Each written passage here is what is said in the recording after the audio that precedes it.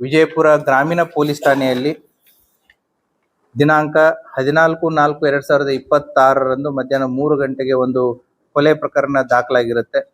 ಪ್ರಕರಣದ ಸಂಖ್ಯೆ 173/2026 ಅಡಿಯಲ್ಲಿ ಇಂಡಿಯನ್ ಆರ್ಮ್ಸ್ ಆಕ್ಟ್ ಮತ್ತೆ BNS ಆಕ್ಟ್ಸ್ ಅಡಿಯಲ್ಲಿ ಪ್ರಕರಣವನ್ನು ದಾಖಲು ಮಾಡಿಕೊಂಡು ಪತ್ತೆ ಕಾರ್ಯವನ್ನ ಕೈಗೊಂಡಿರ್ತಾರೆ.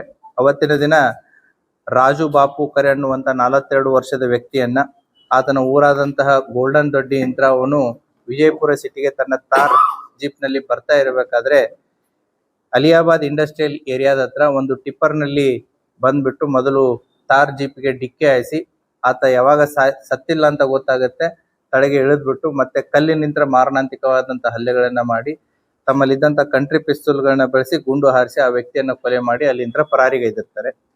ಈ ಪ್ರಕರಣವನ್ನ ನಮ್ಮ ರಾಮನಗೌಡ ಹಟ್ಟಿ ಅವರು ಮತ್ತೆ 2 ತಂಡಗಳನ್ನ ರಚನೆ ಮಾಡಿರುತ್ತೆ. ಒಂದು ಈಶಿತಾ ಗುಪ್ತಾ ಅವರ ನೇತೃತ್ವದಲ್ಲಿ, ಇನ್ನೊಂದು TS ಸುಲ್ಫಿ ಅವರ ನೇತೃತ್ವದಲ್ಲಿ, ಮತ್ತೆ ಜಾನರ್ ಮತ್ತೆ ಅವರ PSಗಳಾದಂತಹ ವಿನೋದ್ ದೊಡ್ಡಮನೆ ಮತ್ತೆ ಲಕ್ಷ್ಮೀ ದೇಗಿನಾಳ್ ಅವರ ನೇತೃತ್ವದಲ್ಲಿ 2 ತಂಡಗಳನ್ನ ರಚನೆ ಮಾಡಿ ಮಾಡಿದಂತ ತಂಡ ಯಾರು, ಏನು, ಎಂತ, ಯಾಕೆ ಅನ್ನುವಂತ ಒಂದು ಪ್ರಶ್ನೆಯನ್ನ ಹುಟ್ಟಿ ಹಾಕಿ ಅವರನ್ನ ಪತ್ತೆ ಮಾಡುವಂತ ಕಾರ್ಯವನ್ನ ಮಾಡಿದ್ದಾರೆ.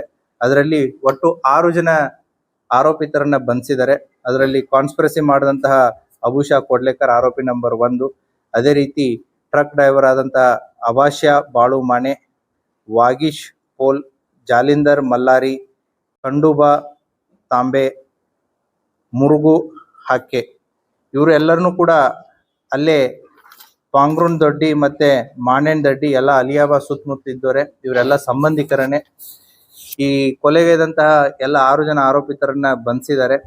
ಅವರ ಕಡೆಯಿಂದ ಬಂಧನ ಆಸ್ತಿ ವಿವಾದ ಹಿನ್ನೆಲೆಯಲ್ಲಿ ಆತನನ್ನ ಕಾನ್ಸ್ಪಿರಸಿ ಮಾಡಿ ಟ್ರಕ್ ಅನ್ನ ಜಸ್ಟ್ 2 ಡೇಸ್ ಮುಂಚೆ ಅದನ್ನ ಪರ್ಚೇಸ್ ಮಾಡಿ ಆತನ ಹೋಗು ಬರೋಗಳನ್ನ ವಾಚ್ ಮಾಡಿ ಆತನನ್ನ ಬರುವಂತ ವಿಚಾರವನ್ನ ತಿಳಿದುಕೊಂಡು ಅವತ್ತು ಟ್ರಕ್ ನಲ್ಲಿ ಬಂದು ಆತನಿಗೆ ಆಕ್ಸಿಡೆಂಟ್ ಮಾಡಿ ಮತ್ತೆ 2 ಟೂ ವೀಲರ್ ಗಳನ್ನ ಬಳಕೆ ಮಾಡ್ಕೋತಾರೆ. ಅವನನ್ನ ಒಂದು ಫಾಲೋ ಮಾಡೋದಕ್ಕೆ ಮತ್ತೆ ಇನ್ನೊಂದು ಟ್ರಕ್ ಜೊತೆ ಇದ್ದಂತ ಆ 2 ವೆಹಿಕಲ್ಸ್ ಗಳಲ್ಲಿ ಒಟ್ಟು 4 ಜನ ಆರೋಪಿತರು ಬಂದು ಆತನನ್ನ ಕೊಲೆಗೈದು ಹೋಗಿರ್ತಾರೆ. ಕೊಲೆ ಮಾಡಿಬಿಟ್ಟು ಇವರು ತಿಕೋಟ, ಟಕ್ಕಳಿಕೆ ಮತ್ತೆ ಸೋಲಾಪುರದಲ್ಲಿ ವೆಹಿಕಲ್ಸ್ ಗಳನ್ನ ಇಟ್ಟು ತಪ್ಪಿಸ್ಕೊಂಡು ಹೋಗಿರ್ತಾರೆ.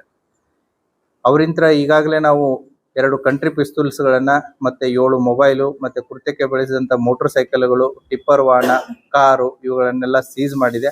ಆರೋಪಿಗಳನ್ನ ದಿನಾಂಕ 20/4/2026 ಅವ್ರನ್ನ ನ್ಯಾಯಾಂಗ ಬಂಧನಕ್ಕೆ ಒಳಪಡಿಸಿ ಪೊಲೀಸ್ ಕಸ್ಟಡಿಯನ್ನ ತಗೊಂಡು ವಿಚಾರಣೆಗೆ ಒಳಪಡಿಸಿದ್ದಾರೆ. ಸೊ ವಿಚಾರಣೆಯನ್ನ ಒಳಪಡಿಸಿ ಅವರಿಂತ್ರ ಬರಬೇಕಾದಂತಹ ಎಲ್ಲ ಏನು ಮೆಟೀರಿಯಲ್ ಎವಿಡೆನ್ಸಸ್ ಏನಿತ್ತು ಅದನ್ನು ಕೂಡ ಕಲೆಕ್ಟ್ ಮಾಡಿದ್ದಾರೆ.